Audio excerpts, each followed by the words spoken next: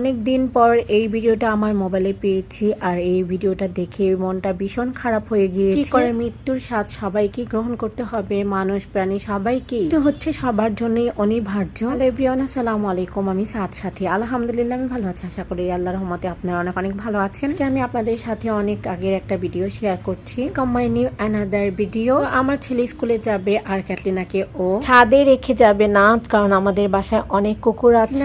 দেখলে ওরা দৌড়ে চলে আসে ক্যাটলিনাকে মারবে। সাদ ওকে ঘরে সেভ মতো রেখে যেত, যেন নিশ্চিন্তে স্কুল করতে পারে, ক্যাটলিনার যেন কিছু না হয়। ও ক্যাটলিনাকে ভীষণ ভালোবাসতো। আমাকে বলে গিয়েছে আম্মু ওকে একটু গোসল করিয়ে দিও, তো ওর কথা মতো আমি গোসল করিয়ে দিয়েছি। সত্যি কথা বলতে কি, ক্যাটলিনার মায়াতে আমরা সবাই পড়ে গিয়েছিলাম যে হুট করে আমাদের রেখে চলে যাবে, একদমই আমরা কল্পনাও করিনি। ওকে আমরা এত ভালোবেসেছি, কিন্তু ওর মৃত্যুটা আমরা দেখতে পাইনি, আরো ভীষণ খারাপ লেগেছে। জন্ম মৃত্যু সবকিছু আল্লাহ তাআলাই নির্ধারিত করেন। আল্লাহ যেটা ভালো মনে করেছেন সেটাই হয়েছে। আমরা এখনো ভীষণ মিস করি। জন্য সবাই দোয়া করবেন ওকে যেন আল্লাহ তাআলা জান্নাতুল ফেরদৌস দান করেন। আমিন। লিনা তুমি যেখানে আছো ভালো থেকো, ভালো থাকবেন সবাই। আল্লাহ হাফিজ।